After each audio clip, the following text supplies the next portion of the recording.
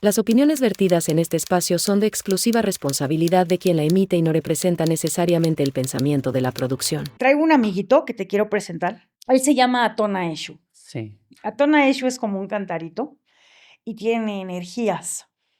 Tú le hablas a Atona, si tú le caes bien, él se levanta, si no, se acuesta. Un sí es levantado, uno es acostado. ¿Y quién es Atona? Atona es un espíritu que viene a resolver las dudas. Atona lo que hace es algo que viene contigo y se conecta desde la energía para darte la certeza que lo que estás haciendo funciona. Y te comunicas con él.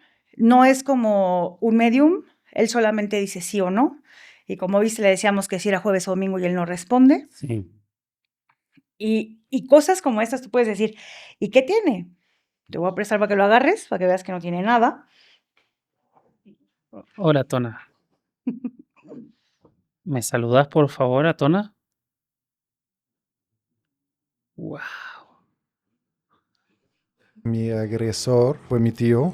No logras detectar esta parte peligrosa al principio. No sé qué hacer porque pues siento que lo permití y pasaba de un niño a otro niño para, entre comillas, rezar. Y te toca atrás la espalda y baja la mano y así. Mientras está diciendo el Padre Nuestro. No hablo porque yo digo soy yo que no lo tomo bien. Me dice es nuestro secreto. Es un proceso que te diría es muy perverso porque es tan suave que al momento que te das cuenta ya estaba demasiado tarde. En la gran mayoría de los casos es alguien que sí tiene una conexión y en general conexión fuerte con la víctima. Sí, de confianza. Es una violencia justo silenciosa y muy suave. Te hace sentir que te está cazando todo el tiempo. Todo el tiempo. Se va a escuchar muy feo lo que va a decir, pero no hay nada más suave que un abuso sexual.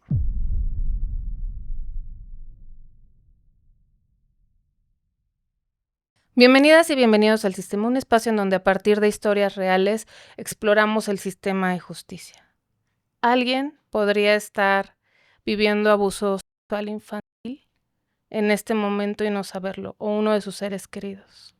Para todas esas personas que pueden estar viviendo una situación así, este capítulo puede resultar de especial ayuda, porque nuestro invitado del día de hoy es un testimonio de alguien que sufrió abuso sexual y también es un testimonio de cómo resignificó esa experiencia y se convirtió en un sobreviviente y en un activista que con su testimonio y que con la asociación que constituyó logran ayudar a muchas personas que, insisto, pueden estar necesitando ayuda sin saberlo.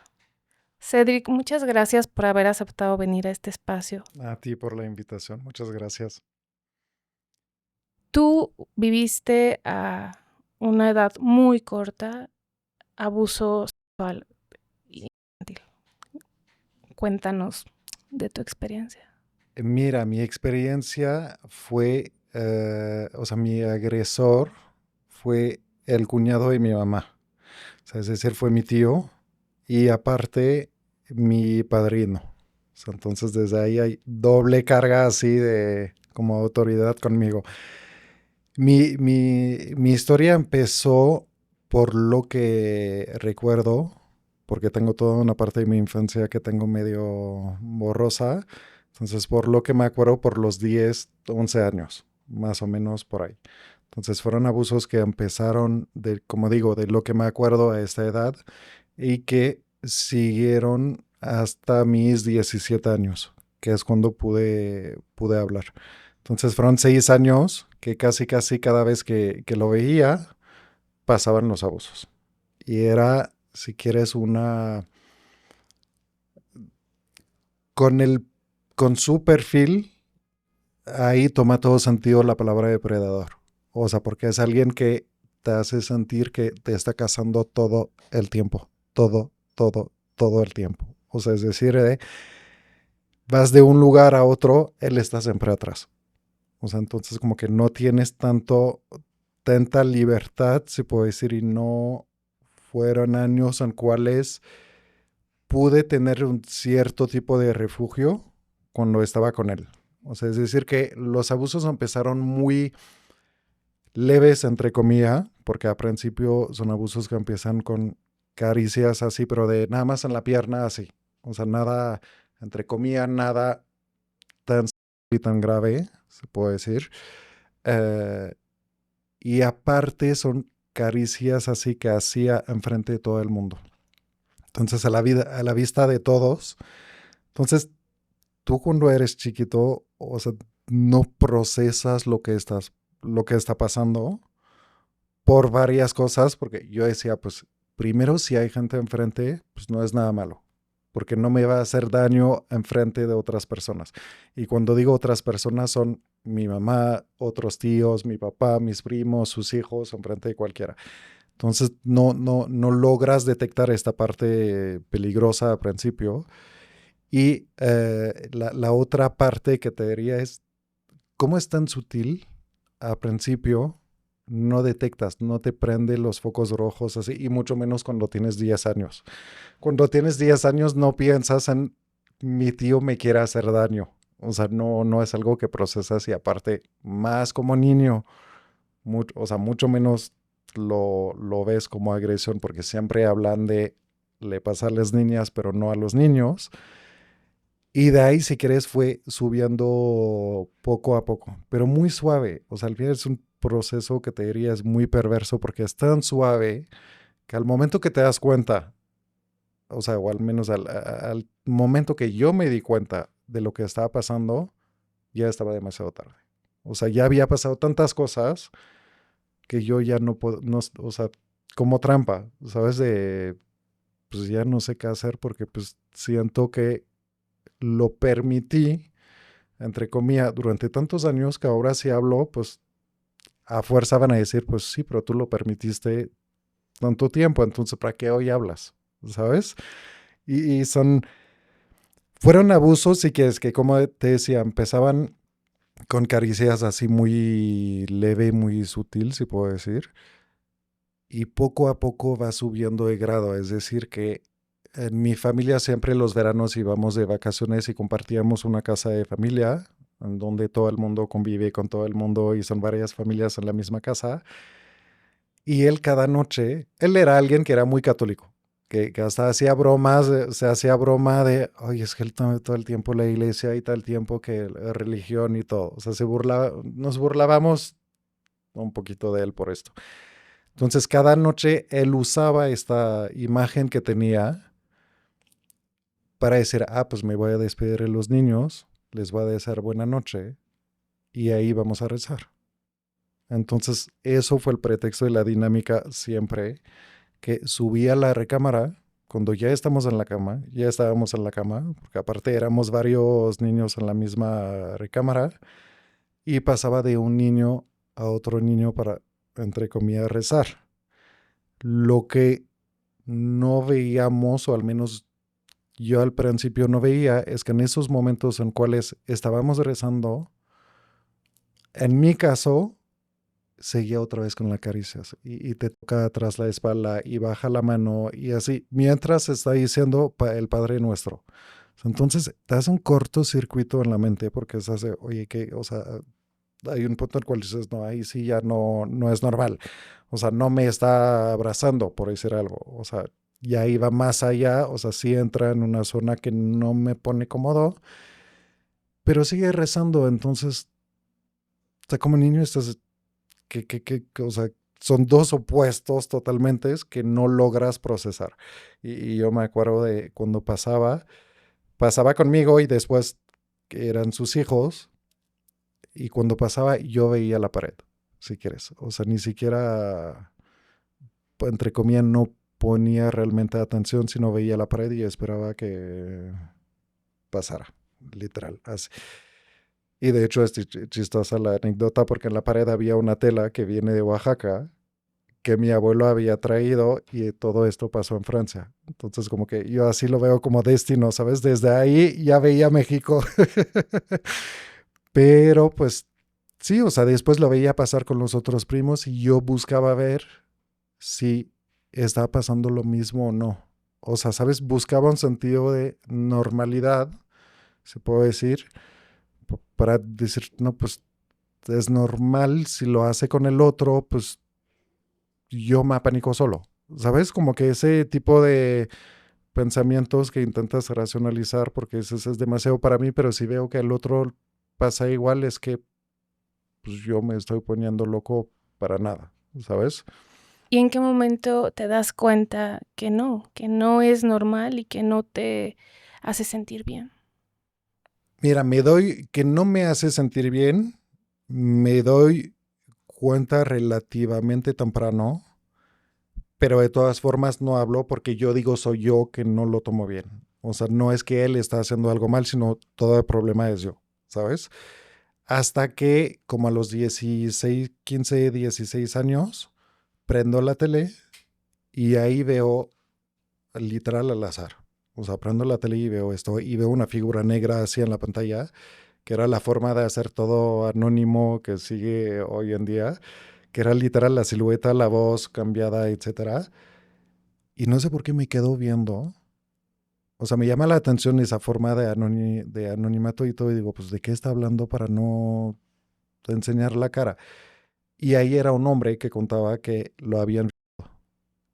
Y ahí, no sé, te digo, no te puedo decir por qué, porque a los 15, 16 años no es un tema que te llama la atención en teoría a esta edad. Y me quedé viendo. Y viéndolo, empezó a armar yo todo el rompecabezas en mi mente. ¿Sabes? Diciendo, y ahí sí es lo que me está pasando, y a mí también, y a mí también me hizo eso, y yo también me siento así. O sea, como que literal armo todo un rompecabezas y me cae así encima, boom, ¿sabes? De golpe, como cachetada así de, tra, a ti también te pasa. Y ahí tomo conciencia, pero te digo, eso fue a los 15, más o menos 15 años, hablé hasta los 17. Y fueron 2 años en el cual ya sí era consciente de lo que me estaba pasando. O sea, pero sí es ver a alguien que hablaba y especialmente un hombre que hizo que me di cuenta de lo que estaba pasando. Realmente. Tocas una parte que creo que es demasiado importante porque el agresor solemos pensar que está lejos. Los datos dicen otra cosa y los testimonios como el tuyo dicen que no, están adentro de las casas, están muy cerquita. Cuéntanos un poquito del perfil de tu agresor. Digo, estaba casado con tu tía, dijiste, pero edad, tenía hijos. Tenía hijos, o sea, tiene 4 hijos, una hija y 3 hijos. Eh, es alguien que socialmente siempre se protegió. O sea, te diría que estaba metido en miles de organizaciones sociales, ayudaba, todo lo social era lo suyo, estaba en la iglesia de su ciudad para ayudar para todo. Ella, su esposa, cada rato vamos a hablar, ella también que es un perfil, como siempre digo, es una fichita también ella. Pero sí, o sea, muy socialmente, imagen perfecta. O sea, perfecta, en que sí ayuda a los demás, sí educa bien a sus hijos, tiene sus hijos, está casado sin problema, nunca se peleaba con la esposa. O sea, un perfil perfecto, vida perfecta, literal les faltaba el perro, ¿sabes? Para tener la familia de películas. Sí, que no sospecharías que Nada, hay toda esta perversión y toda esta nada, agresión. nada. Y del otro lado está todo este lado súper inteligente. Como digo, esos agresores son gente muy inteligentes. O sea, de verdad, a veces podemos decir, son locos y todo. O sea, si quieren, son locos. Pero más que nada son muy inteligentes. O sea, calculan, saben cuándo, con quién, etcétera. Y saben perfectamente que si van con tal niño, este niño no va a hablar. Si vas con el otro, sí va a hablar. O sea, y buscan la falla y ahí se meten en la falla y saben, o sea, que, no sé, tienen como un sexto sentido de este sí es la víctima perfecta, ¿sabes? Entonces, pues es un perfil así muy de contradicción, muy de opuestos. Te puedo decir que no sé qué edad tenía, pero un día que tenía la compu abierta en la casa de vacaciones donde íbamos, yo me topé con una página en su compu. O sea, pasé, volteé y vi página porno que no te puedo decir cuántos años tenían los que estaban en fotos ahí, pero no eran muy viejitos. O sea, entonces es como doble vida así de yo voy a la iglesia, pero tengo esa doble vida y como dices, son la gran mayoría, que son 7 o 8 de 10 agresores, es de relación directa con la víctima. O sea, cuando digo directa es el papá, el hermano, la mamá, la hermana, te puede decir, o sea, no se puede excluir nadie al final, porque cualquiera de la familia se puede volver como agresor. Y si no es directamente de sangre, o sea, si no hay una relación de sangre entre los dos, puede ser el vecino, puede ser el de la tienda, es el con cual los papás dicen, pues te encargo mi hijo 2 horas mientras hago tal cosa, etcétera. Pero siempre es alguien, o sea, casi siempre, como digo, en la gran mayoría de los casos, es alguien que sí tiene una conexión y en general conexión fuerte con la víctima. Sí, de Eso sí. confianza, Sí. ¿no? Y también otra idea bastante extendida es que son sumamente agresivos y que te amenazan o que te ponen una y que por eso pueden hacer esto. Te voy a decir, sí hay casos así, de casos de amenaza que no lo voy a negar ni nada, porque sí existen efectivamente y de chantaje.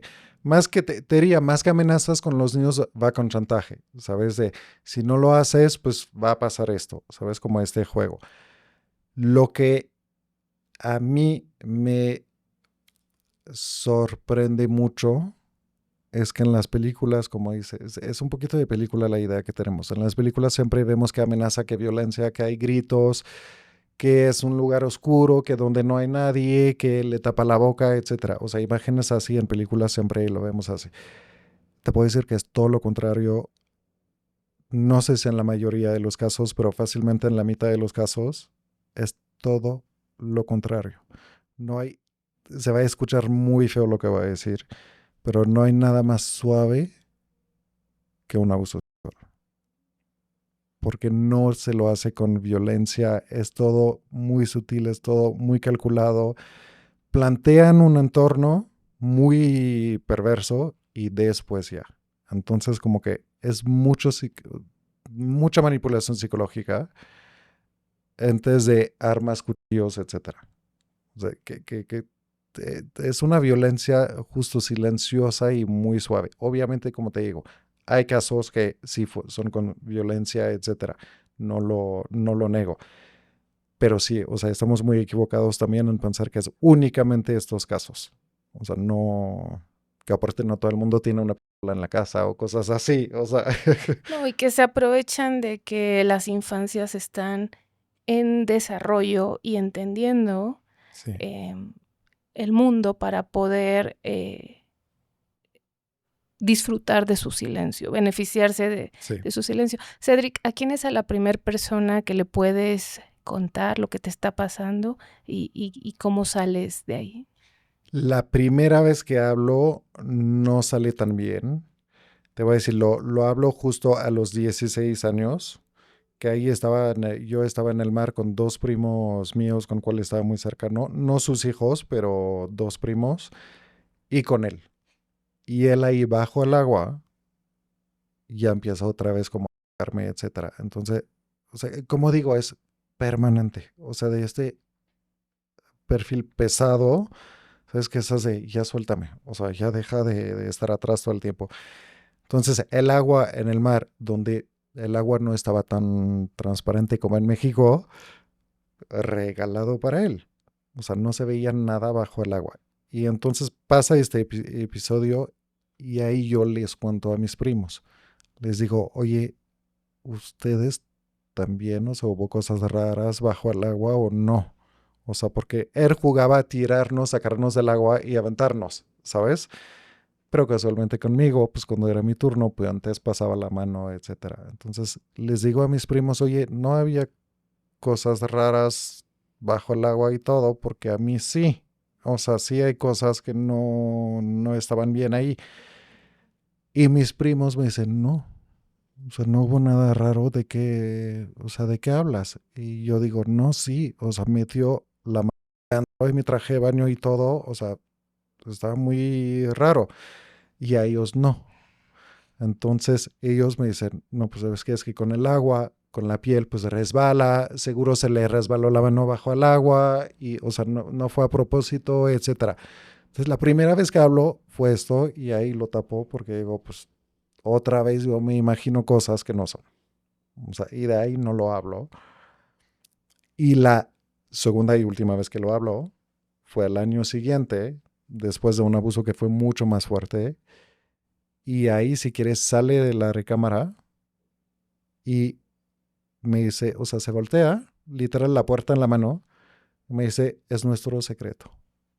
Y esta frase me cae como plomo, ¿sabes? Como porque ahí sí es de película, o sea, literal. Y ahí me cae encima y digo, ¿qué más necesito para confirmar todos estos años, todo lo que está pasando, todo lo que estaba pasando estos años? Que él me diga, es nuestro secreto, es la frase típica. O sea, y de ahí digo, no, ya, o sea, yo ya no puedo más. O sea, me está destrozando. Manda un mensaje a un primo que fue uno de los primos a quien había hablado el año anterior. Y le dije, vente por mí, por favor. En mi recámara le dijo, necesito que vengas por mí y todo. Y olvidé una parte. Justo antes de mandar el mensaje a mi primo, yo me fui a bañar. Fue lo primero que quería, lo clásico de me fui a bañar. En este baño había una tina y una regadera. Yo me metí en la regadera para bañarme, pero él me siguió. O sea, aún después del abuso y todo, siguió siguiéndome.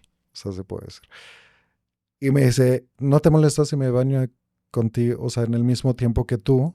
Yo estaba, o sea, hecho agua, así de, o sea, un miedo que ni te digo. Ni siquiera le dije que sí, ni siquiera le dije que no. O sea, creo que le dije, me da igual. O sea, sabes, ya ni siquiera tenía fuerza para resistir. Él se mete en la tina, yo me meto a bañar, me baño con, o sea, ropa interior. Dije, si me lo quito, ya voy por otra Otro nivel. ronda. Exacto. Entonces no me la quito, salgo, él sale directamente también, ni siquiera me secó, o sea, me pongo una toalla encima y me voy y ahí me para, me dice que no te vas a secar, no te quitaste la ropa, ¿por qué?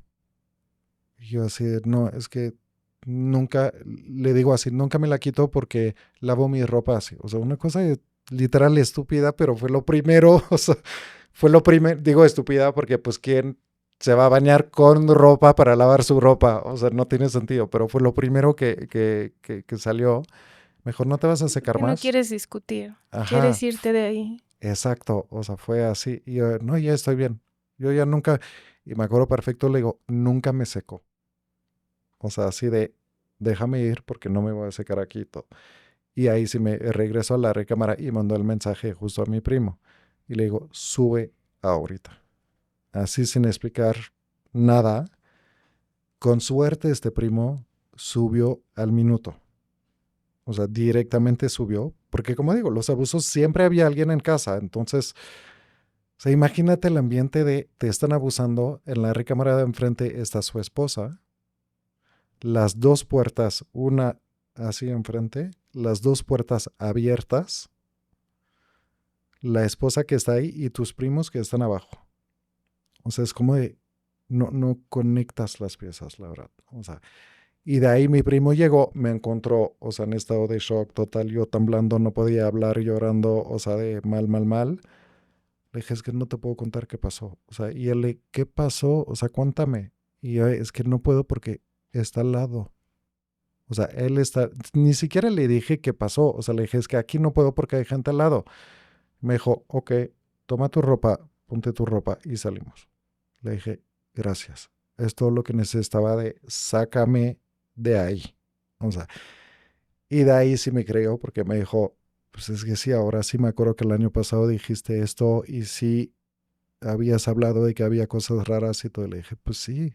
O sea, no estaba inventando, es que sí es cierto. Y literal le hablé a él porque como le había hablado antes, dije, pues ahora la segunda vez chance va a entender que sí está pasando algo realmente. O sea, me va a creer porque tiene un backup, ¿sabes? O sea, tiene una historia antes que sabe que había hablado. Y de ahí nunca más regresé a esta casa. Con suerte teníamos varias casas, o sea, varias casas, 3 casas entre toda la familia de todos los tíos y todo, pues, o sea, es familia grande. Entonces yo pasé de casa en casa, o sea, entre otras 3 casas, hacía una noche en una, otra noche en otra noche en otra, y así, pero nunca regresaba a esta casa. O sea, y en mi familia fue bastante normal que los primos íbamos a dormir en casa de otros primos y todo. Entonces, ahí fue como un momento tranquilo, pero esto duró, que 2, 3 días, creo. O sea, no duró mucho este juego de pasar de una casa a otra, porque él al final me buscaba por mensaje. ¿De dónde estás? ¿Y por qué no regresas a casa? ¿Y por qué no te veo? Y, o sea, siempre un pretexto, ¿sabes? Para conectar conmigo. Hasta que mis primos dijeron, ¿sabes qué? Nosotros no te podemos, o sea, ¿cómo te ayudamos? O sea, teníamos 17 años, o sea, éramos chavitos. Me dicen, ¿sabes qué? Te llevamos a un médico. Yo dije, bueno, pues a ver qué sale de esto. Y ahí el médico dijo, lo tienen que hablar a sus papás, sí ¿Así o fueron al sí. médico? Ajá. Y era un médico X, o sea, en el medio del campo, así, o sea, nada. Al que conocían. Ni siquiera lo conocíamos. O sea, mis primos buscaron un médico que era el más cerca de su casa y fuimos así, sin los papás, sin nadie, así, casi, casi a esconditas, ¿sabes? Y ahí él nos dijo, pues, es que yo no puedo hacer nada, son menores de edad, entonces necesitan, o sea, un tutor para que se puedan hacer cosas y lo tienen que denunciar. Y así, o sea, así salimos con esto. Y ahí dices, híjole, voy a tener que hablar y lo voy a tener que decir a Pues, mi mamá. sí te O sea, creyó sí, el médico. la verdad, sí, el médico me creyó. Tuve suerte porque mis papás están muy involucrados o sea, te hacen como voluntariado en penales. O sea, mi papá da visitas a personas que ya están privadas de libertad, que no tienen familia, que están abandonadas allá. Entonces mi papá les da visita y habla con ellos, etcétera. Y mi mamá, en el mismo penal, ella recibe las familias. Mientras pueden pasar, pues está con las familias y con los hijos, etcétera, mientras pueden pasar a ver, pues, su familiar. Entonces conocen un poquito del El ambiente. ambiente exacto. Que ahí fue suerte porque directamente me creyeron, directamente al minuto. Cuéntanos cómo es contarle a tus papás y pedir ayuda. Es como, ¿te acuerdas de chiquita cuando confesabas que habías hecho algo muy mal? Es este sentimiento. Nivel adulto que tienes que confesar algo malo. O sea, así se siente. Así, o sea, así se siente. Culpable. Culpable, horrible. O sea, tienes que confesar algo que no hiciste, pero que tú pensaste que hiciste porque pues pasaron años y no dijiste nada, entonces pues tu culpa, ¿sabes? Es así. O sea, te tengo que decir algo, lo hice mal, literal. O sea, es ese sentimiento que, como digo, mis papás de 10, la verdad, o sea, tuve mucha suerte porque al minuto me creyeron. Mi mamá se puso medio loca, obviamente porque, pues, o sea, es su cuñado, o sea, es el esposo de su hermana. Pero, pues, o sea, normal, nada, digo, obviamente recibes una noticia así de tu hijo, pues, obviamente te vuelves loca un tiempo. O sea, hay un momento que enloqueces, digo, es normal. Nunca vamos a estar preparados Nunca, para recibir esa información por parte de nuestros seres queridos, nunca. menos si son niños o adolescentes. Oye, antes de hablar de la parte que sigue, que es el acompañamiento y el juicio, creo que aprovechando tu experiencia como activista, como sobreviviente, también es importante hablar de esta parte de la culpa, Sí, porque muchas veces los primeros cuestionamientos son, ¿por qué no lo dijiste antes? sí. ¿No? Las víctimas, cuando lo están siendo, no saben que son víctimas. y te lo confirmo. Sabemos que hay algo malo, sabemos que las piezas no encajan, pero no detectamos, no sabemos poner palabra sobre lo que nos pasa. Entonces, si no sabes poner palabra, ¿a qué momento lo puedes hablar? O sea, porque no sabes de qué vas a hablar, justo. O sea, por no poner palabras, dices, pues, ¿qué? O sea, voy a decir que me tocó la pierna. O sea, todo a principio dices, voy a decir que me tocó la pierna, pues no me van a creer. Entonces casi necesitas más para que te crean y para que lo vean con la gravedad que tiene. Pero una vez que tiene la gravedad que tiene, pues entra la culpa porque empiezas a pensar que te dejaste, cuando no es el caso. Pero pues es un juego bien complejo, porque si hablas cuando empieza, la gente no te cree porque dice no es suficiente, entre comillas, para que haya tal cual delito, etcétera. Pero cuando hablas una vez que ya pasó el abuso y que ya se cruzó una línea, te dicen, pues, ¿por qué no hablaste antes? ¿Sabes? Como que es un juego así que es horrible y la culpa no sé cómo hacen. Y eso es muy común en muchas víctimas y lo he vivido también de, literal, se meten en tu cabeza. O sea, es como si te meten un chip así de, ahí sí de película, así te implantan un mini chip así en la cabeza y te vuelves así como robotcito. O sea, es lo que decía otro día de, llegas a un punto de sabes que a tal momento, a tal hora, en tal lugar, etcétera, va a tocar abuso. Porque pues creciste así que cómo es figura de autoridad, cómo es adulto, cómo esa parte, en mi caso pues fue mi tío, agregas a eso la capa de es mi padrino, entonces pues yo no tengo por qué decir que no, porque pues, se supone que es parte de mi círculo cercano que me protege, ¿sabes? Entonces, y hace 15, 20 años la educación sexual pues no era la misma que hoy. Digo, o sea, no hablábamos tanto de este tema y creo que en los niños todavía menos. O sea, entonces pues no tienes cómo explicar. Y sí, o sea, te digo, es una culpa porque él es de, pues sí, pero te dejaste.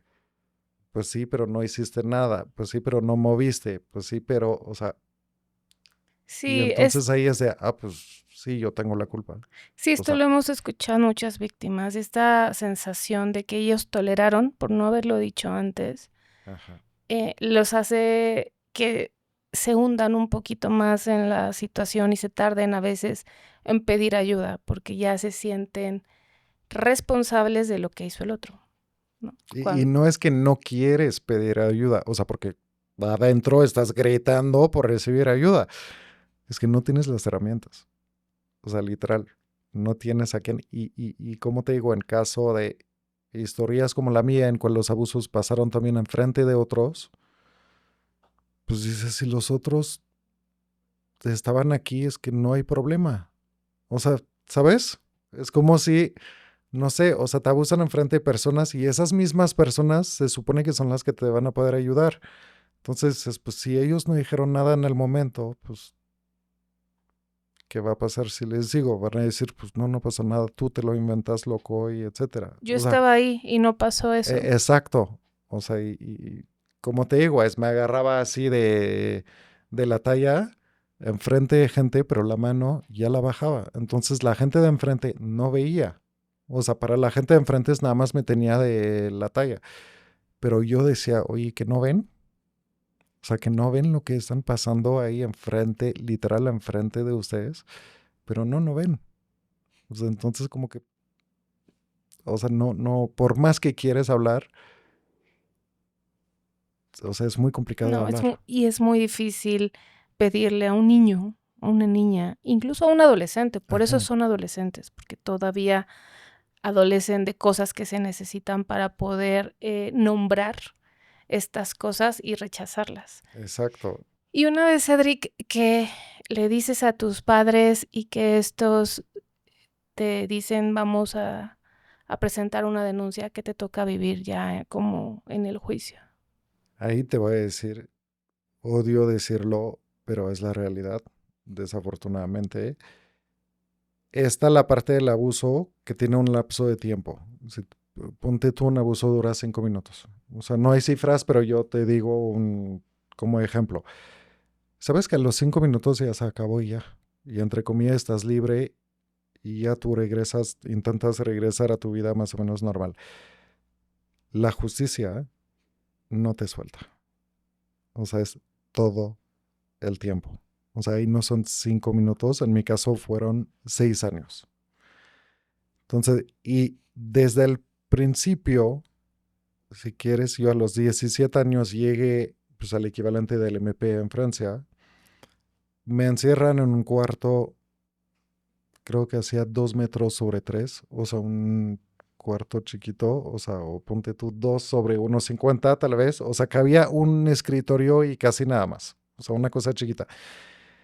Y ahí pues voy a denunciar, mis papás me acompañan, yo seguía siendo menor de edad, pero en Francia hay esta regla de diferencia en menor de edad de más de 15 años o de menos de 15 años. Entonces, de menos de 15 años sí los papás tienen que estar, de más de 15 años ya no.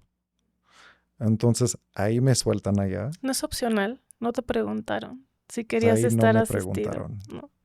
Chance deberían, pero no lo hicieron. Y yo llego en esta oficina bien inocente, se puede decir, diciendo, pues yo ya cuento mi historia, pongo la demanda y ya se acabó. O sea, y después ya es su problema, o sea, es el problema de la policía y ellos hacen su trabajo. No podía ser más al opuesto de esto. O sea, es decir, que entré en esta oficina chiquita, fueron 2 policías, hombres, así que aparte, pues a los 17 años te encuentras en un MP con 2 policías, puerta cerrada, ellos uniformados, armados, todo. O sea, es un contexto que ya de por sí es estresante. Intimidante. Exacto. Y de ahí te piden contar la historia. Entonces, pues yo cuento la historia y la primera vez todavía no te dicen nada, pero tampoco anotan. Entonces te quedas de, pues, ¿qué está pasando aquí? O sea, se supone que sí toman la denuncia. O sea, anoten. Digo, ¿cómo lo van a hacer? Y pasa 1 hora, 2 horas, 3 horas, 4 horas, 5 horas, 6 horas, 7 horas, hasta 8 horas que me quedé con ellos sin poder salir, o sea, sin pausa. Y ahí son 8 horas que cuentas una tras otra, tras otra, tras otra, tras otra vez la historia. Y entre, por decir algo, las 10 veces que cuentas la misma historia, si hay una pequeña diferencia, te hacen entender que tú estás mintiendo porque la primera versión y la quinta versión No coincide. no coinciden.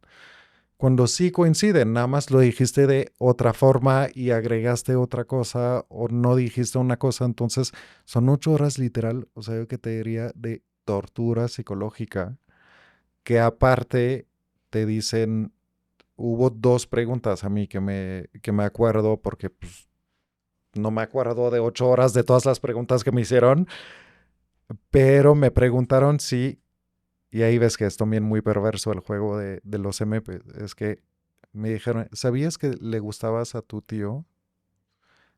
Y yo dije, pues sí, o sea, sí sé que me quiere, o sea, pues, ¿y qué tiene de malo? O sea, ni siquiera entendí la pregunta, ¿sabes? Dije, pues es familia, o sea, obviamente que me quiere, o sea, ¿qué te digo? Pues sí sabía que me quería, o sea, nada más que ellos lo cambiaron de sabías que te querían, sabías que te deseaba. Y de ahí toma todo otro sentido. Porque cambian todas las palabras y juegan con esas palabras. Eso fue una. Entonces desde ahí empieza la revictimización, ¿sabes? De, pues si sabías, pues entonces ¿por qué te quedaste? Etcétera. La segunda fue otro policía que me dijo, mira, ya llevamos horas aquí. Yo he tenido relaciones con mis primos, mis tíos, con cualquiera de mi familia y no estoy aquí llorando. Entonces, ¿tú qué haces aquí? ¿Qué vienes a hacernos perder el tiempo? Y ahí dices, híjole, o sea, aparte de esa tortura así de cuenta y cuenta y cuenta otra vez y no es cierto, y eso dijiste y eso no dijiste y todo, aparte te están diciendo, pues no hubo delito porque tú querías, porque sabías que tu tío te quería, y aparte, yo como policía y como autoridad te lo digo, lo viví y estoy muy bien, entonces, ¿dónde está el problema? O sea, casi acabas de contar todo y te dicen, bueno, entonces ya, ahora sí cuéntanos el problema. Tú, pues, te lo acabo de contar 10 veces, o sea, si no lo ves, no sabes qué hacer, o sea, y este día no me tomaron la denuncia, anotaron todo, pero no me la tomaron oficialmente. Al día siguiente, ahí sí fue mi tío que fue allá, o sea, ahí sí lo convocaron allá, se quedó 3 horas, lo soltaron así después. ¿Qué dices? ¿Qué está pasando? ¿Por qué yo 8 horas y él a las 3 horas se sale con la suya?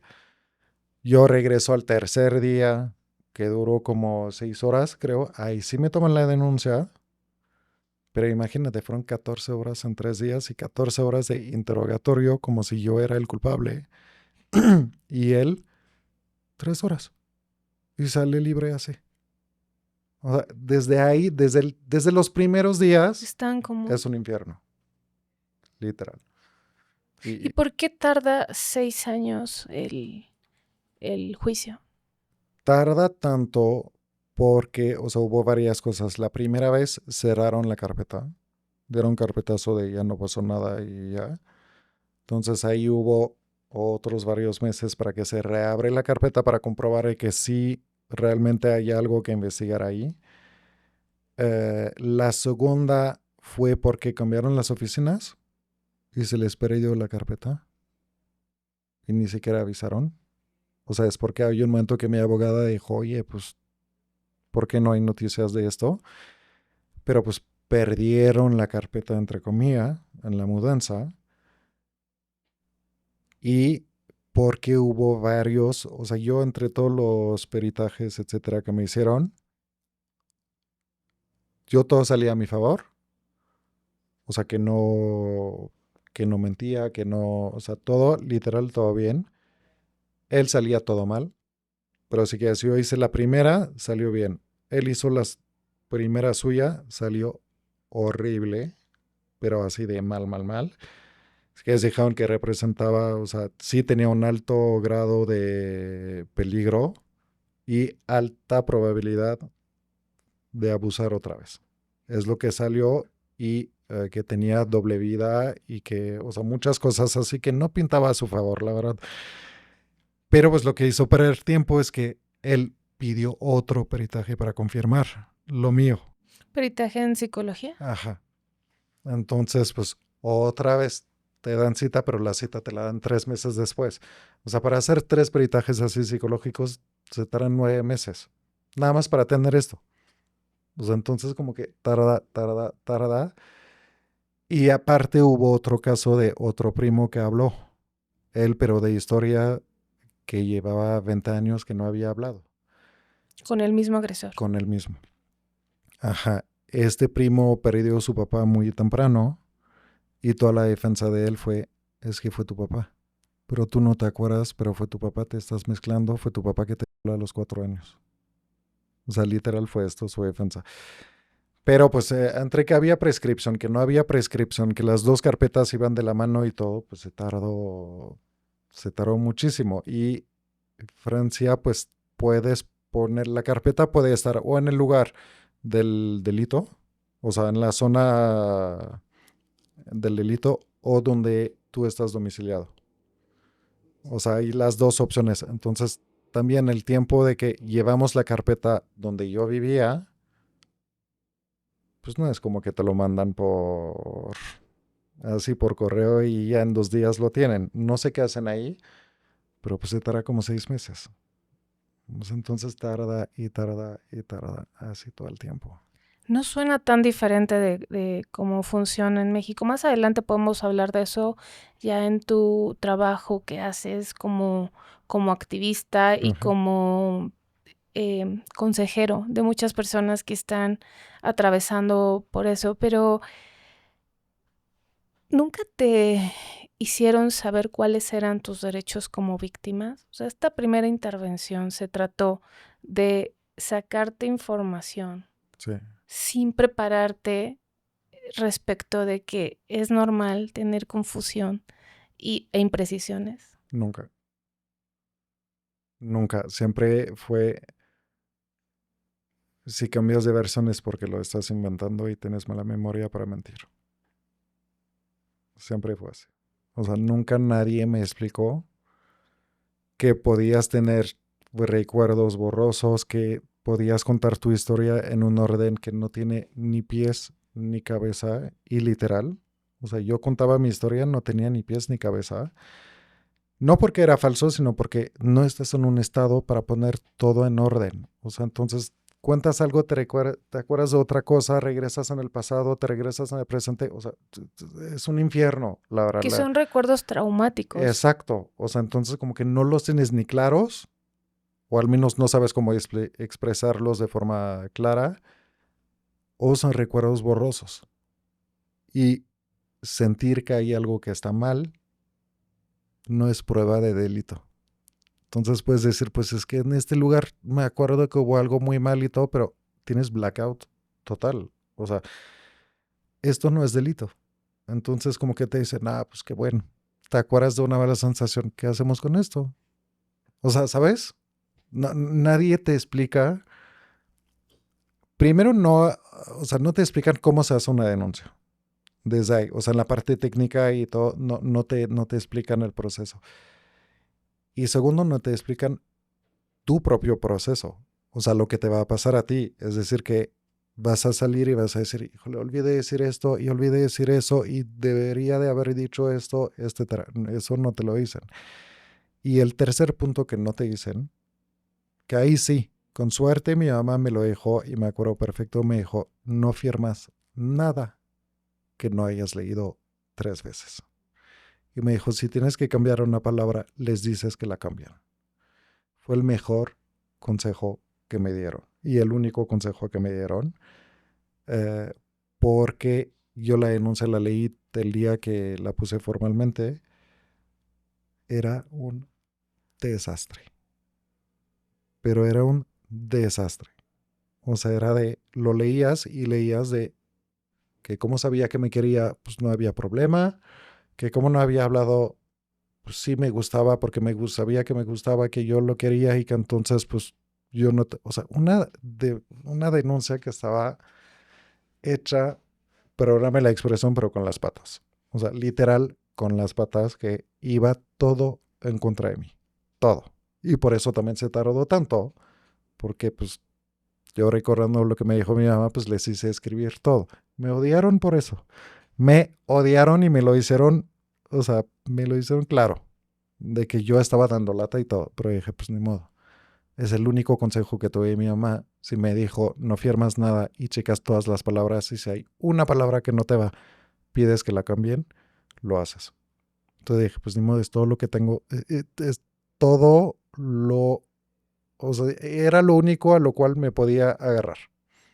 Entonces, pues... Esta información es sumamente poderosa. Ojalá si alguien que nos está escuchando le sirve y de todo lo que hemos dicho hay algo que tenga que anotar, esta parte es esencial. Cambian, de verdad, todo. pónganse necios y muy necios.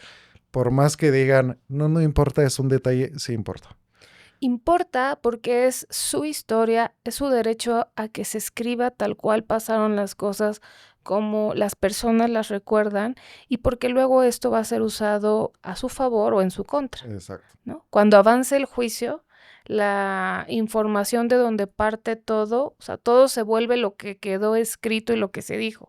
Y muchas veces por falta de preparación de este personal o de capacitación pueden haber muchas razones, o porque ya se quieren ir, escriben las cosas muy rápido o escriben también las cosas como ellos las entienden. O no las escriben.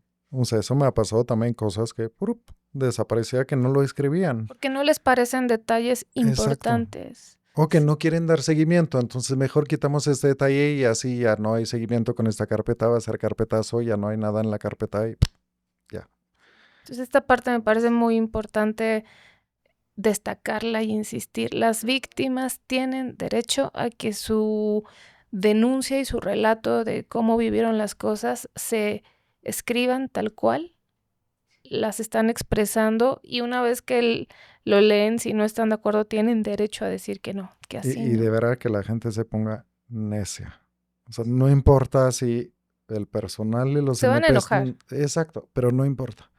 O sea, al final es tu vida, tu denuncia y es tu futuro que está en este papel que ellos escriben. Sí, y es parte Entonces, del proceso también de sanación. Quizá más adelante a ti te gustaría comentarlo. Yo sé que tú eres el experto aquí en este tema, pero ¿y qué pasó con el agresor? ¿Cómo logran cerrar este asunto y qué significa para ti? ¿qué pasó con él? Fue una literal batalla de 6 años. O sea, es decir, que él básicamente no se supo mucho de él durante esos años, porque ¿Estuvo en obvio, libertad? sí, nunca, o a lo mejor, sí creo, a lo mejor quedó una noche, una vez en el MP, pero nada, o sea, nada más.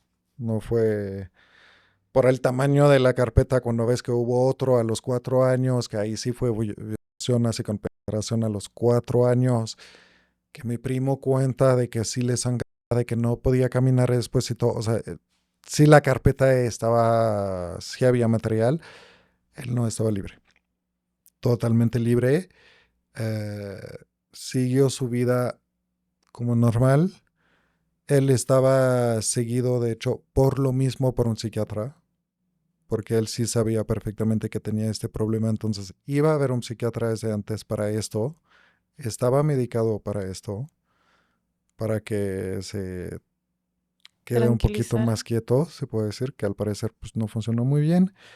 Eh, el psiquiatra, él sí salió a hablar, diciendo que justo casualmente el año que hablé es cuando hizo un ajuste en el tratamiento y que pues sí se le pudo ir de la mano porque todavía el tratamiento no hacía efecto bien.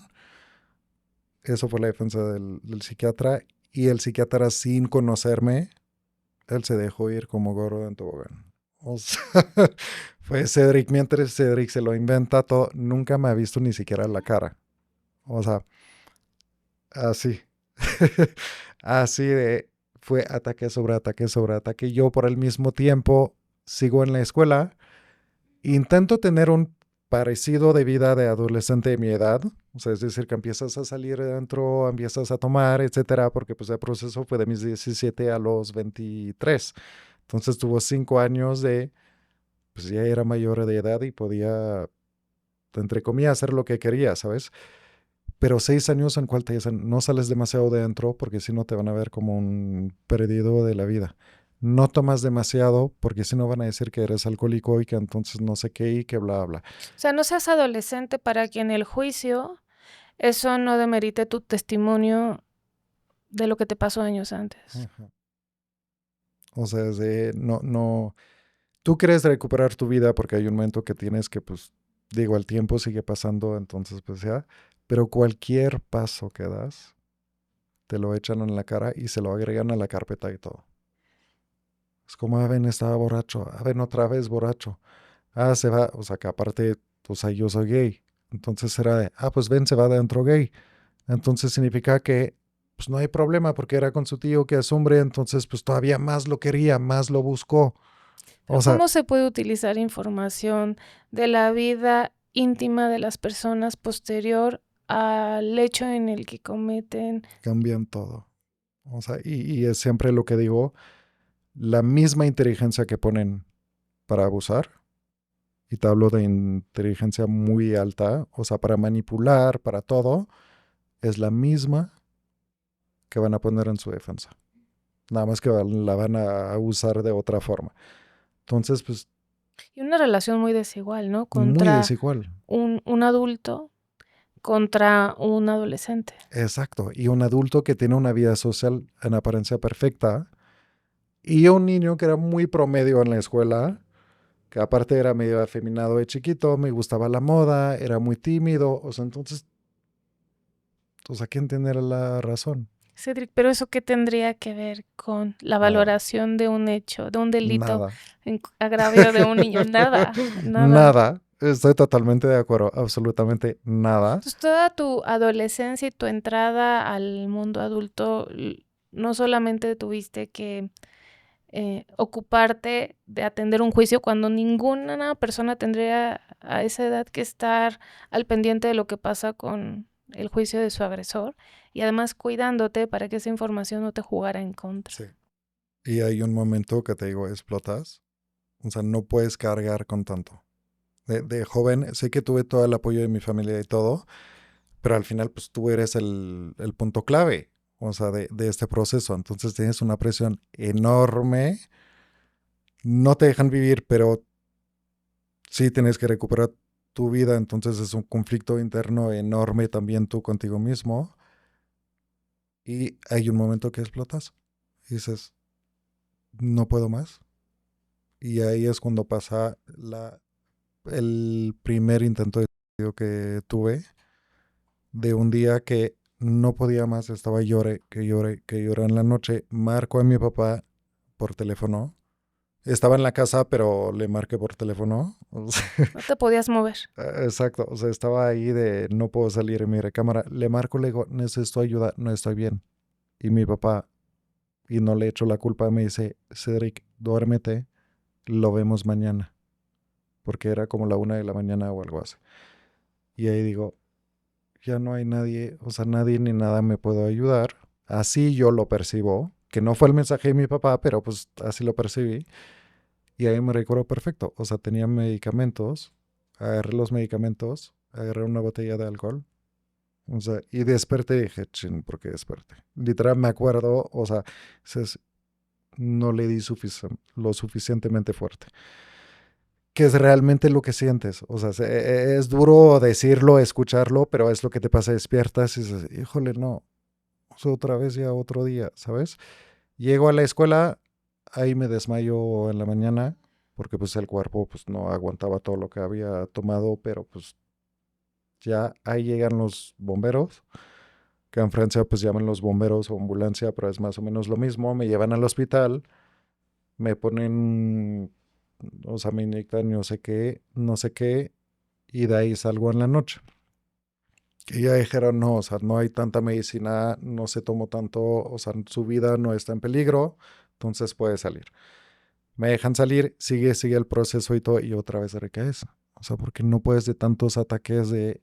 Es permanente los ataques, la verdad, permanente. O sea, entonces, otra vez hago un intento. Esta vez no estaba en casa de mis papás, sino en casa de un amigo. Y ahí sí me dejé ir con todo. O sea, literal, agarré su botiquín. Me acuerdo perfecto de...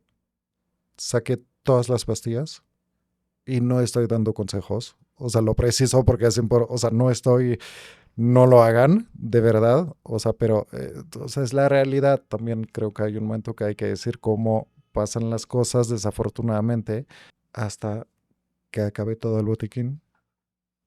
Y ahí no sé qué pasó. O sea, ahí a un momento caí. Y es mi amigo que me encontró en su casa al piso inconsciente. O sea, soy incapaz de decirte qué tanto tiempo me quedé inconsciente ni nada. Ahí lo único que recuerdo es que me pusieron como la cobija, ¿sabes? Como que parece papel aluminio, ¿sabes? Las de... para regular tu Calor, temperatura. sí. Ajá. Sé que me pusieron una. Sé que me decían, quédate con nosotros y todo. Es lo que me acuerda. Y el ruido de la ambulancia. Es todo lo que me acuerdo y blackout.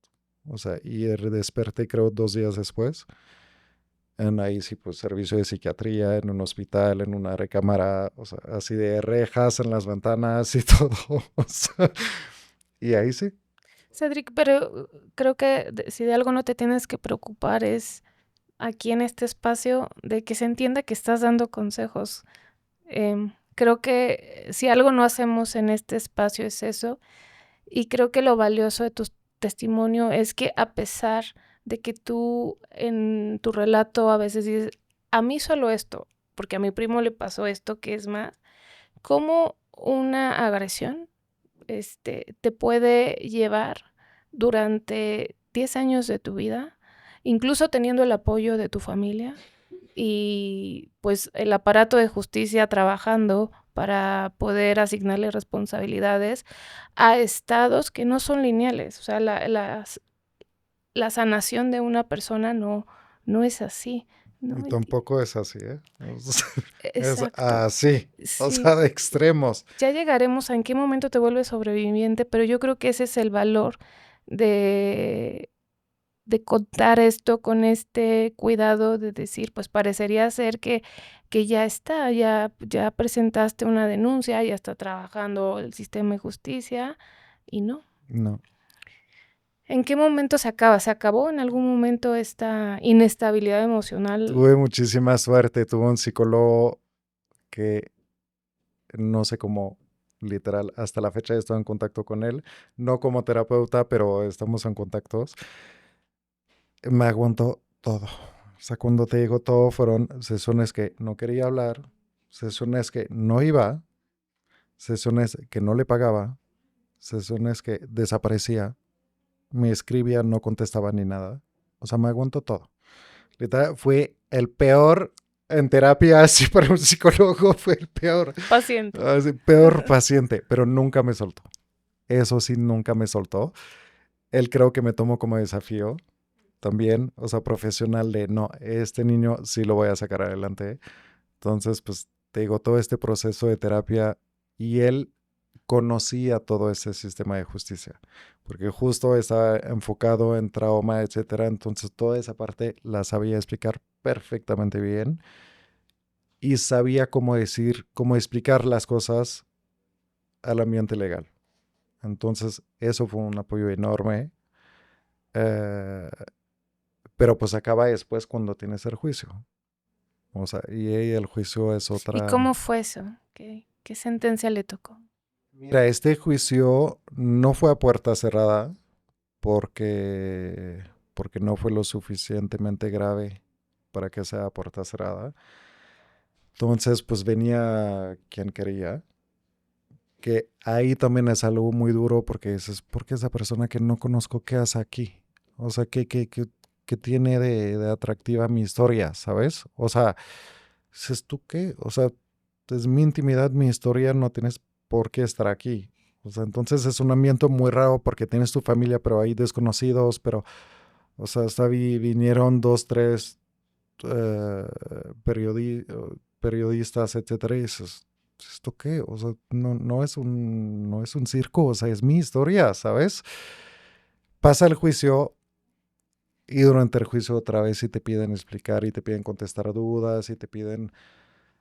Hubo esa pregunta de sí, pero ¿por qué nunca dijiste que no? Y así te la preguntan enfrente de todo el mundo. Y ahí es un punto también importante, creo, como que a subrayar. Es como dije en la corte, no dije que no, pero tampoco dije que sí. O sea, y desde ahí ya, o sea, fue lo único que contesté y creo que es un punto importante de no es porque no hay un sí, significa que no es un no. O sea, ¿sabes? Sí, muchas veces Como que, estás paralizado cuando exacto, o sea, en estás esos momentos resentido. no puedes hablar, no te puedes mover, no puedes hacer nada. O sea, Sí, hay como esta expectativa de que tu respuesta sea no y que y grites y que lo pidas empujes y que auxilio. te vayas corriendo y todo. No, o sea, el cuerpo no reacciona en eso. El cuerpo se te pone rígido, o sea, no te puedes mover. Por más que quieres, el cuerpo no reacciona. O sea, pero pues en el juicio él culpó literalmente los muertos de mi familia.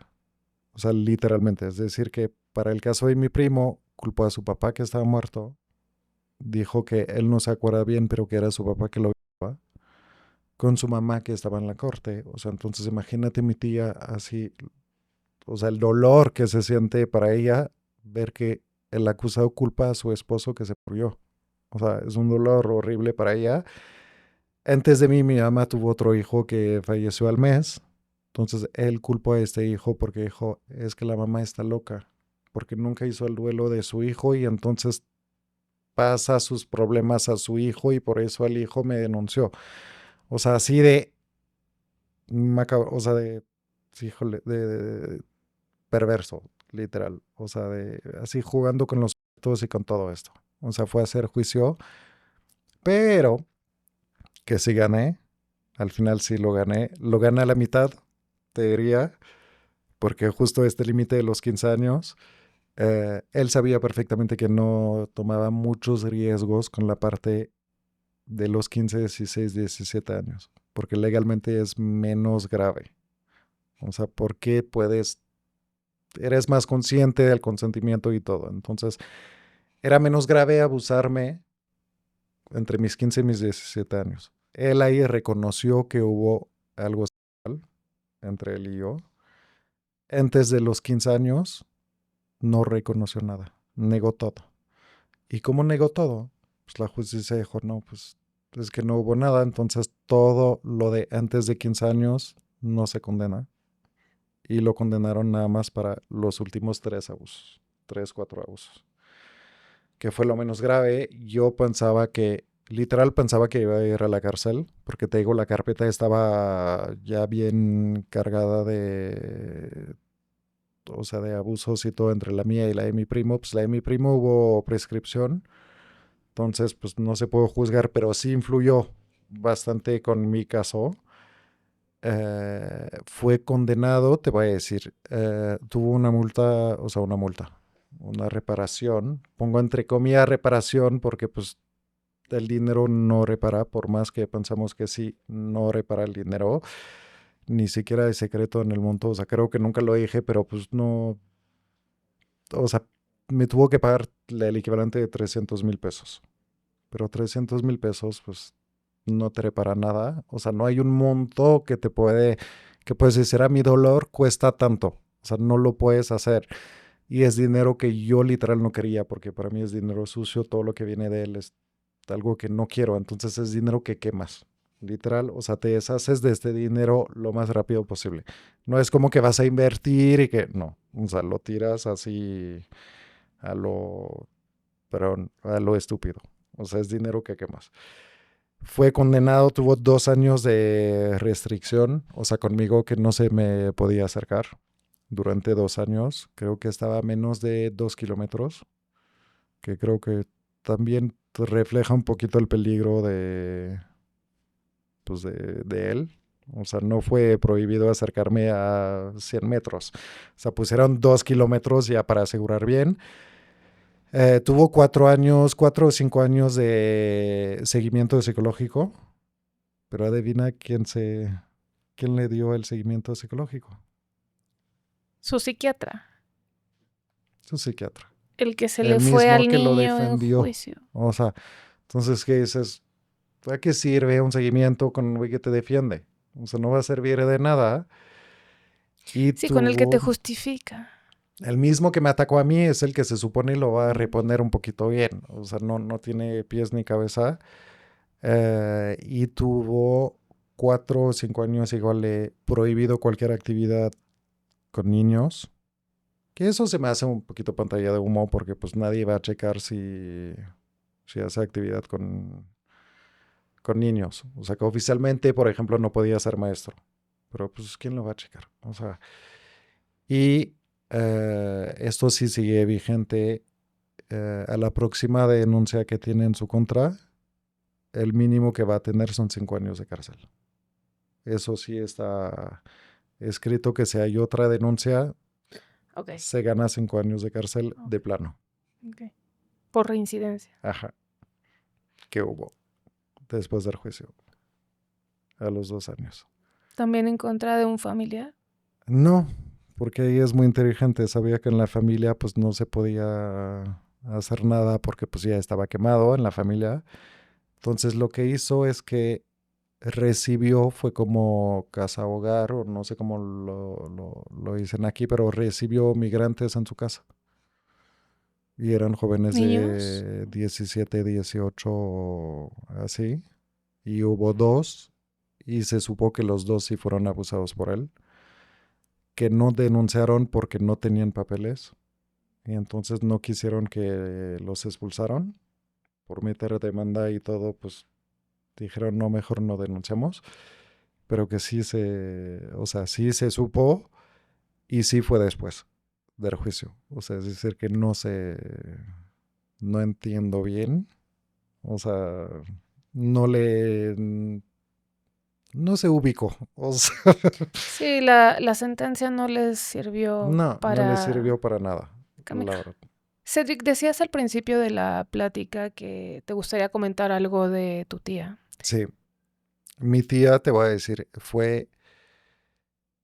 yo siempre pensé, pues las mujeres van a ser más sensible, ¿sabes? O sea, o al menos más receptiva a la parte emocional y todo.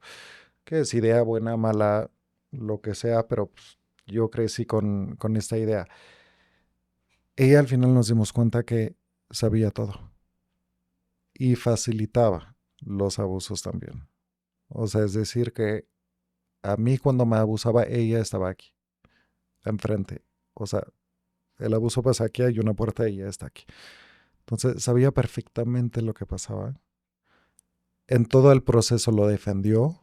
Los momentos de abusos que ella vio, cambió toda la historia. O sea, dio testimonios falsos para decir que yo mentía y que no era así, sino así. Entonces lo defendió con todo lo que podía. Se quedó con él. Se quedó con él. A la fecha sigue con él. Sus hijos ya se empiezan a ubicar un poquito y toman distancia. Uno principalmente más que los otros tres, pero uno ya no le permite dar sus nietos. Bendito Dios. O sea, bendito Dios. Pero, no, sí, ella, o sea, ella más que facilitadora. O sea, de hecho, cuando puse la denuncia a una de mis primas fue porque interrogaron a todos mis primos. O sea, somos como 30 primos. Los 30 pasaron al MP a hablar de la familia y todo. Y a una de mis primas le dijeron, así tomaron la imagen de, no se preocupe, ahorita ponemos toda la ropa sucia en la lavadora y cuando la vamos a prender, ahí va a hacer daño. Hablando de mi tía, por el momento estamos viendo todo lo malo que pasó con la tía, pero cuando ya se va a prender la máquina judicial, ahí sí le va a caer encima a la tía. Nunca le pasó Nunca nada. pasó. Nunca pasó nada. Pero sí, o sea, ella sabía perfectamente, ella hacía todo para que los niños dormían en la recámara al lado de la suya. Siempre fue la recámara al lado. ¿Por qué? Porque ellos pueden cuidar a los niños, porque así pueden rezar, porque ellos son los papás ideales y todo. Entonces, pues mejor que se queden los niños con ellos al lado. O sea, hay muchas cosas así que dices, a ver, aquí hay algo que no... O sea, una persona normal, entre comillas, sí se le prende el foco un poquito. O sea... Y que esto tira el mito de este agresor violento, solitario, depravado, aislado, que de repente aparece en la noche. ¿Y en qué momento te vuelves sobreviviente y decides venir a México? Fue, te voy a decir, paso el juicio y el mismo año conozco, o sea, el juicio fue en junio, justo pues el 10 o el 11 de junio. O sea, justo ya cumple 20 años del juicio, no, 20 años de que hablé. Eh, Pasa el juicio y unos meses después conozco al que hoy es mi esposo, que él justo es de México. Vivimos un año en Francia. Yo muy rápidamente le cuento la historia. O sea, nunca la escondí porque es parte de mí. O sea, y todavía estaba muy fresco, o sea, se hablaba mucho en mi familia, entonces le dije, a ver, te explico el contexto, aquí está el contexto, aquí quién soy, etcétera. Él siempre de maravilla, o sea, me apoyó desde el día uno, perfecto, súper, la verdad, tuve mucha suerte y tengo mucha suerte. Eh, Vivimos un año en París, acabé la carrera y me dijo, ¿sabes qué? Yo puedo trabajar en México, ¿cómo ves si vamos a México? Yo dije, buenísimo, vamos, por favor. Así de, vamos, vamos, vamos. Yo no podía estar más ahí. O sea, la verdad, tenía 6 años de proceso en la misma casa, en la misma ciudad y todo. Lo único que quería era irme y salirme de ahí. Entonces le dije, donde sea, vamos. Y llegamos aquí en México. Eh, la parte de México fue muy interesante porque llegué aquí diciendo, retomo mi vida desde cero y el pasado se queda en Francia. Entonces, viví unos años aquí de maravilla porque nadie sabía mi historia. Entonces era una maravilla porque ya no tenía, sabes, la etiqueta de él es el que fue abusado, es el malo, el que denunció, el todo lo que quieras. O sea, creo que ya me pusieron todas las etiquetas en el momento, o sea, de las buenas, de las malas. Llegué aquí, nadie sabía. Entonces, maravilla, yo empecé mi vida aquí como hombre nuevo. O sea, llegué aquí a los 24 o 25 años. Maravilla, hasta que llegue la pandemia. Y digo, híjole, sí, todavía tengo un pendiente con esa historia. O sea, llegó el punto en el cual dice, es que siento que no, la gente no conoce quién soy realmente. ¿Sabes? Como que nada más conocen el Cedric que sale de fiesta, que sale de antro, que toma, que no sé qué, que bla, bla. Y no conocen la otra parte. O sea, y no sé por qué la pandemia me pegó y dije, tengo que hablar. Entonces de ahí recordé una promesa que me hice a los 20 años, de una de esas noches que pensaba sigo vivo o me mato literal. Y esa promesa que fue un día o el otro voy a hablar del tema porque no quiero que nadie esté sintiendo lo que yo estoy sintiendo. O sea, fue nada más eso. Empezó ahí. Y en estos años en México, pues no hice nada de respeto. O sea, entonces dije, pues ya tal vez es tiempo de hacer algo con esto, ¿sabes? O sea, y de ahí me recuerdo perfecto. O sea, estuve en casa de mis papás para la pandemia, me fui allá. Hice una cuenta de Instagram así, X, o sea, lo más X del mundo, lo más chiquito del mundo. Y dije, pues voy a hacer una cuenta de Instagram y voy a hablar del tema y ya. O sea, a ver cómo ayuda Habla el esto. tema de contar tu historia. Ajá. O sea, al principio conté mi historia y al mismo tiempo contaba sin decir que se trataba de mí, pero todo lo que había pasado. O sea, como temas, por ejemplo, de anorexia, temas de ansiedad, temas de todo esto, los tocaba. Y la verdad no avisa a nadie, fue así de golpe, boom. Un día en la noche salió esto. O sea, entonces fue como tiré bomba así en mi entorno en México. Y de ahí pues empezó todo esto. Y creo que al momento que justo pude retomar la narrativa de mi historia, diría es cuando ya pasé de víctima a sobreviviente. ¿Sabes? O sea, como que, porque durante todo el proceso legal no tienes control de la narrativa, no tienes ningún control sobre tu historia, que sea tanto legal que en tu entorno. O sea, la gente va a hablar, la gente va a decir su opinión, lo que piensa, lo que no piensa, lo que deberías de hacer, lo que no, lo que sí, o sea, no tienes control. Entonces, tomar esta pausa de 8 o 10 años y sé que pues yo tomé más distancia con mi historia y dije, ya, ahora sí puedo retomar ya la narrativa como yo quiero, cuando yo quiero y por los medios que quiero. Entonces, pues te digo, o sea, literal todo empezó con una cuenta en Instagram y rápidamente sí hubo hombres que me escribieron. No pensaba, la verdad, cero pensaba, porque yo, como siempre digo de broma, de yo si llegaba a 50 seguidores, estaba feliz. Era mi objetivo así, lo máximo. O sea, para decirte que el objetivo no era tan alto. Pero decía, si son 50 personas, pues es un milagro. Pues las 50 personas, o sea, llegaron súper rápido.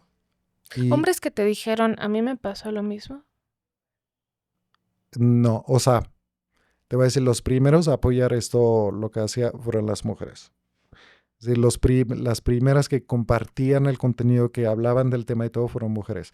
Los hombres sí reaccionaban, pero en privado, por mensaje privados, y ahí me contaban sus historias, ahí me contaban, o sea, todo esto, pero todo en privado. Y, o sea, a mí me da igual los números, pero simbólicamente no daban like, no aparecían en esta cuenta, porque no seguían la cuenta, no compartían nada. Entonces los hombres al principio eran totalmente fuera del tema. Y eran las mujeres que impulsaron todo esto. O sea, y con el tiempo, ya los hombres ya empiezan a hablar más y todo. O sea, pero al principio sí, los hombres fueron puros testimonios o que pedían ayuda y todo por mensaje privado, a escondidas, se puede decir. Y hoy tienes una fundación que se llama Sí. Proyectos Sobrevivientes. Ajá, Survivors Men's Project, que hice oficial así ya el año pasado, o sea, entonces que todavía es muy joven, vamos a decir, tiene un año, pero sí, justo, o sea, para dar al menos, si quieres, como primero explicar también, o sea, si ves el sitio web, ahí se explican muchas cosas, del por qué, del cómo, de qué pasa, es bastante de psicología también, justo para explicar todo lo que pasa. Y ahí la idea era hacer una base, una plataforma donde si buscas ayuda, ahí la tienes. y no tienes que estar buscando de un psicólogo a otro y si sí sabe del tema, si no sabe el tema, si, o sea, quería simplificar todo ese acceso al apoyo. Entonces dije, pues sí, o sea, eso va a ser la primera etapa de buscas un psicólogo o una psicóloga que sabe del tema, que sabe del trauma, que aparte, que parece evidente, pero que no lo es, que trabajan con hombres que fueron víctimas. Ahí está. Y digo, no es tan fácil porque hoy lo ponemos, en mi punto de vista, como un problema demasiado de género. Y entonces es o mujer o hombre, pero si eres hombre, si eres mujer, sí te puedo apoyar, pero si eres hombre no te voy a apoyar. Y me ha llegado, de hecho, hombres que me dicen, busco ayuda con asociaciones más grandes, con fundaciones que ya tienen un nombre y todo, no me apoyan porque soy hombre. Y a mí me parece una cosa increíble en mal sentido, de que, o sea, por eso digo, hoy este sentido de género, hay mucho que trabajar sobre esto. O sea, como que esta violencia no es una violencia de género, pasa muchísimo más en las mujeres. Es un hecho, las cifras lo dicen. De hecho, de 10 víctimas, 9 son mujeres, una es hombre. O sea, nada más con esto te da una idea, pero como siempre digo, no porque pasa más a las mujeres significa que los hombres no les tenemos que apoyar. Pero también hay probablemente subestimación en la cifra, Totalmente. ¿no? Porque todavía hay muchas resistencias y más miedos. En muchos espacios de escolares, de Ujú. mamás, todavía uno escucha y me parece hasta normal, qué bueno que tengo hombre, porque no le va a pasar todo lo que Pues le no, pasa a las niñas. Y justo tu testimonio lo que nos enseña es que no. no, Nadie está exento de vivir ninguna infancia nadie. ni Ni de adultos, adolescencia. ¿eh? O sea, adultos es otro perfil de agresor. O sea, que ahí entra más toda la parte de alcohol y así, es más, son más técnicas así, pero nadie está exento y te voy a decir hasta en la parte de los hombres, yo lo dejé de hacer porque ya me cansé de hacerlo, pero en los últimos años escribía seguido al INEGI para que me manden todas las cifras de violencia sexual en hombres. Y te voy a decir, hasta tengo las copias de pantallas que dicen que sí pedí violencia sexual en hombres. O sea, sí, y digo únicamente en hombres. No hay, no tienen. O sea, no tienen ningún archivo que se enfoca a hombres. O sea, entonces de ahí vamos de atrasado y de desconocido y de esto. Sí tienen cifras, no digo que no tienen, pero siempre es un comparativo con las mujeres. Siempre hay este juego de quién más, ¿sabes? O sea que a mí no me parece muy sano porque no es concurso de quién es más abusado. O sea, no No es estamos... concurso y fomenta esta no visibilización. Exacto. Y lo que estamos teniendo es un olvido de que esas infancias crecen y forman familias y si no trabajaron ese trauma, este trauma sale de muchas maneras. Cedric, mencionaste el tema del alcohol y las drogas y me gustaría, aunque sea de manera breve, que nos hables de este concepto de la sumisión química relacionada con abuso. Sí, es un tema que hoy toma más y más peso o tamaño, o sea que es más y más común, al menos más y más visibilizado. O sea, lo vimos con el caso hace poco de Giselle Pelicot en Francia. Y justo la sumisión química es esto, es voy a usar una sustancia, la que sea, no estamos hablando de drogas ilegales y todo, ¿eh? O sea, pueden ser ansiolíticos, somníferos, o sea, cualquier sustancia, y la voy a usar sin que tú sepas, y yo te la doy, sin que tú sepas. Te la meto en tu alimento, en tu bebida, en lo que sea. O sea, pero hago que la tengas en tu cuerpo y que caigas así inconsciente. Y de ahí va el abuso, etcétera. Ahí hay doble problema de esto. Es que, pues, primero las pruebas. Regresamos a este tema de pruebas. Que cuando te das cuenta que fuiste, etcétera, pues ya la droga ya se fue del cuerpo. Y el otro tema es que, pues, casi, o sea, las víctimas no recuerdan nada. O sea, ahí es un doble problema porque te despiertas al día siguiente, estás súper jetón porque sigues drogadísima y son drogas que te borran todos los recuerdos. Entonces, hay víctimas que ni siquiera pueden recordar la cara de su agresor. Recuerdan partes de la agresión, tienen como flashbacks, pero no recuerdan la cara. Entonces, no pueden identificar quién fue. O sea, que es el top de la impunidad, si te puedo decir. O sea, y el problema creo que es que hoy no se está tomando muy en serio este tema. Por ejemplo, típico todos los centros, bares y todo. Yo te diría, ojalá un día, ojalá sea obligatorio poner las tapas de plástico en los vasos. Y ojalá ya, y si hay personas que tienen un bar, un antro, un restaurante y todo, ojalá un día lo hagan de iniciativa propia de poner estas tapas de plástico en los vasos.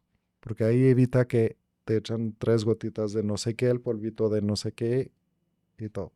Porque literal pasa así. O sea, estás tu vaso en la mano, volteas la cabeza, hablas con un amigo y pum. O sea, antes de darte cuenta, ya alguien te metió algo en tu vaso. Y pues una vez que estás jetón, pues la persona viene como El Salvador. Así de, no, no se preocupen, yo lo llevo, yo la llevo a su casa. Y haciéndose pasar por el buen samaritano, creo lo dicen así. Sí. Eh, pues al final dejas tu amigo, tu amiga con el agresor y ya.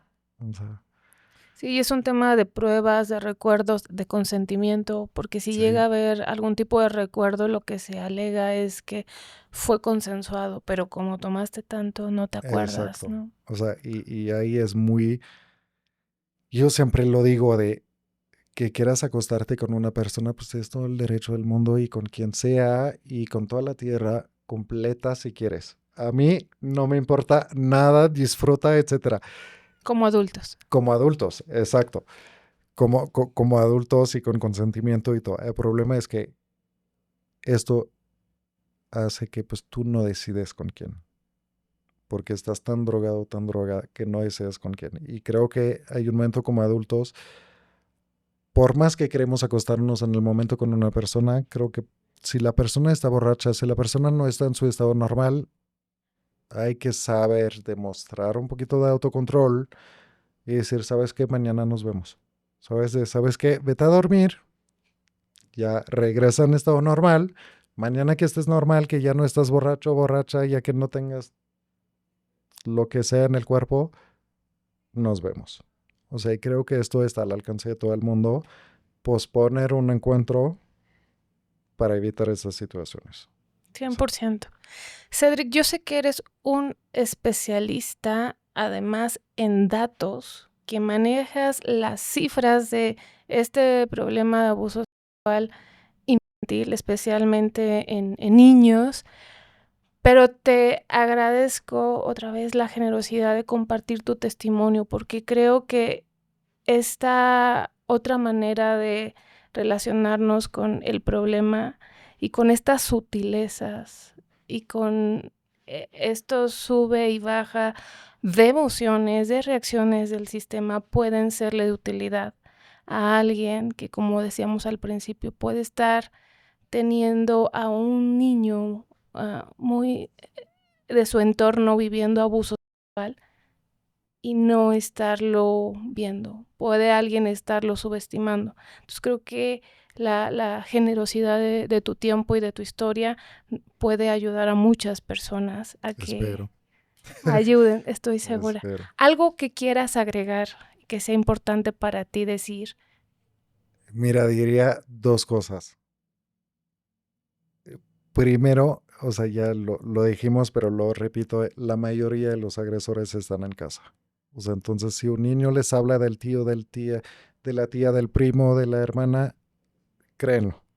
O sea, no lo dejen en contacto con y vayan con un psicólogo o una psicóloga con el niño para ver qué pasa. O sea, y ahí se quitan las dudas, pero si los niños no inventen cosas. O sea, honestamente no se las inventen. La segunda cosa te diría, creo que todas las personas que están en el gobierno, y te hablo del gobierno no hago diferencia de partido ni de quién está en el poder ni nada, no me interesa, o sea, a mí no me Y de interesa país. eso. Sí, o sea, si trabajas para el gobierno, si eres diputado, diputada, senadora, lo que sea, que tienes un puesto de poder, de decisión, de hacer leyes, no desperdicies este poder que tienes, porque hay miles que lo quieren y que quieren hacer cosas y que no se pueden hacer porque pues, no tienen este poder de legislar, etcétera. O sea, tomar el problema en serio y un poquito más, de forma más amplia, que si hay personas que sean abogados, que sean abogadas, que sean personas que trabajan dentro de los MPs y todo, que no olviden que, o sea, la víctima es humana.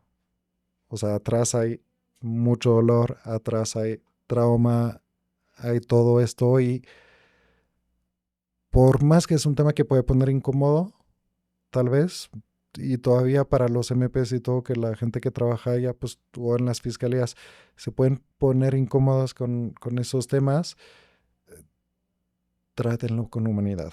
O sea, es todo lo que pido, ¿sabes? Y los jueces también, o sea, de ver a todos no olviden que son humanos, o sea, no son números, no son números.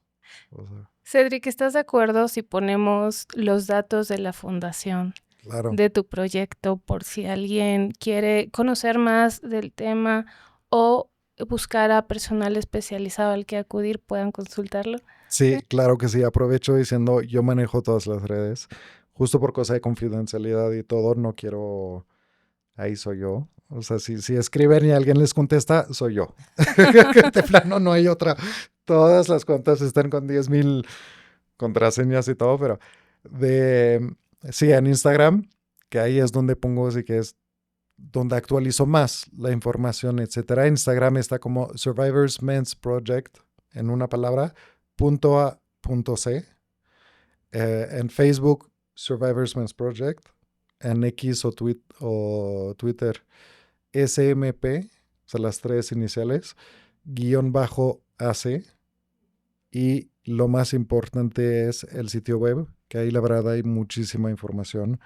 El sitio web es www.survivorsmensproject, así en inglés, .com. Y ahí hay contactos de psicólogos, o sea, hasta hay un léxico de la violencia donde se explican muchas cosas, hay las consecuencias para las víctimas, hay qué hacer si no te pasó a ti pero quieres ayudar a alguien, o sea, hay miles de cosas ahí. Maravilloso. También.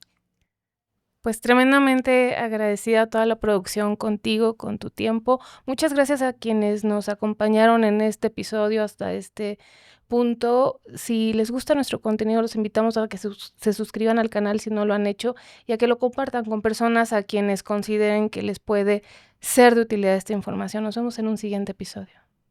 Es lógico que si tú escuchas que tu vecino está disparando armas, que si están detonando petardos o cohetes, como decimos en México, Ir a ver qué pasa. tienes que preguntarte qué está pasando con mi vecino. Hasta el día de hoy ven luces que se mueven de manera extraña y sin sentido a lo que ellos saben. De lo que no hay la menor duda es que los aviones de combate y de espionaje más sofisticados de la historia fueron desarrollados en el Área 51. La presencia del fenómeno ovni extraterrestre en la Tierra nos está diciendo que si ellos pueden estar aquí, quiere decir que nosotros el día de mañana podremos estar allá.